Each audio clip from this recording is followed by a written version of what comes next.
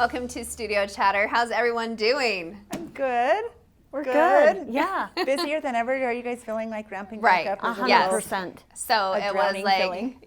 So it was like slow. Uh-huh. March was like kind of, Like we're on you were it, in like your a- sweats every day. Yeah, vacation. And then all of a sudden, it's just wham. Yeah. Back and it into the almost full feels swing like things. double. Don't you feel like it's almost like the world opened up, and so now we're trying to play makeup And or to something? think that we're not even fully open. No, but I feel like we're just way more. Okay, so way more open. But not even in a live capacity, which is the weird part. So I'll just tell you, like, even the work experience for me today, because March would have even been a travel season for us, like going to trade shows and conferences and getting on the plane and going to the booths and meeting customers and doing all those things. So today was our first virtual trade show. So people were actually getting virtual passes to come to our virtual booth and check into our virtual the booth to look at our product and actually talk to our salespeople and Which I kind of feel like that stuff could maybe be a new thing But that for makes our me future sad, business, like which that- is sad. It's we're not going to have the human relations. This makes me nervous that our human relationships are going to go downhill. right, because it makes it like more convenient to sit at home and be at the virtual.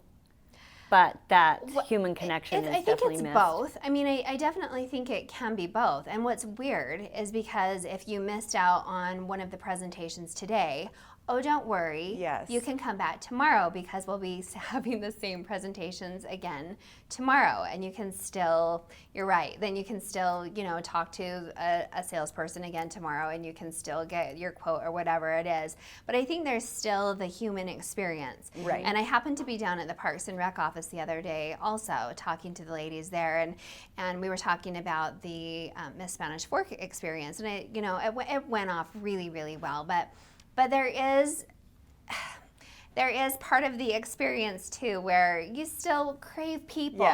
Yes. It's even, we've heard Stacy talk about, craving all of the social aspects, and I think that's for everybody. So there's a lot of the human experience, but there's a lot of things that are kind of nice to be able to do virtually. So yes, it's super busy, and it's where it's kind of picking the trade-off now. So it's kind of pick and choose. So I have not been picky. we can do this. You don't get a choice for what you've been doing. I did. Yep. What have you been busy Yours doing? has to be live. Well, as my table can tell you, this has been kind of my world, which has been super fun. And Football. It's been Who football. would have ever imagined Angie over football? Right. I love it. And I love Okay. it. What's your I role was in a this? cheerleader growing up, That and so I doesn't did even enjoy count. going. How I got it, I don't know, but I've always helped support my children in what Yeah. they were doing. And so when my girls were on drill, I was drill mom and loved to participate. I just feel like if your children are in 100%, then you should be too, and help them succeed and do whatever. And I'd love to help the community. But anyway, I went to one of the Booster Club meetings for football, and the president previously couldn't do it, and so it just kind of happened to me. They voted me in the second meeting, and at that point we were are under such a COVID, saint. just starting to get there, so we didn't even know. And it was a brand new coach, which we're super excited about, Dustin Smith. He owns good. QB Elite quarterback camp with Ty Detmer. And Wow. he is just really an outstanding person. He's brought on like some new people and kept some old. He's really great So for the not boys. only are you new to this program, the program actually Is has new. looked different this year. It looks so different, So and you're we're wanting reinventing the more wheel. and reinventing, and so that just Angie. creates a lot. And it's overwhelming a little bit, Yeah. but I feel just that drive to when you feel capable of doing something, Yeah. and you can't hold back. But You both are so capable. You have a capacity to hold a lot. You really do. Your plate's full and you can manage it super well and find I joy guess, in it. but coming from sometimes I her. feel my family would probably think otherwise. They're all down. Like we Families really get say the us weight on that. room, they're Oh doing my that, God. and they're like, Yeah. honey, slow down. But it's been fun to watch those boys. But talking about virtual, they did Zoom meetings to start learning some of their plays and meeting their coaches. And now they're able to come back to the field.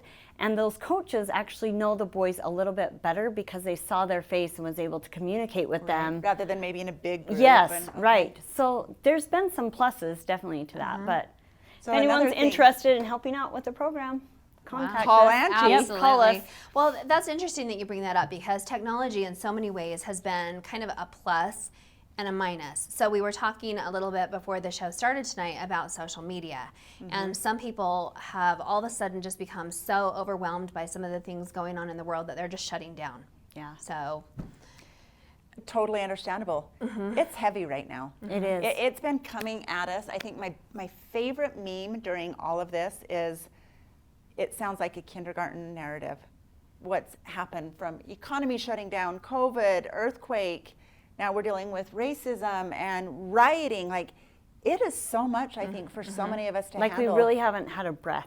It's like No. stepping from one thing to the next, and how we're surviving and managing that.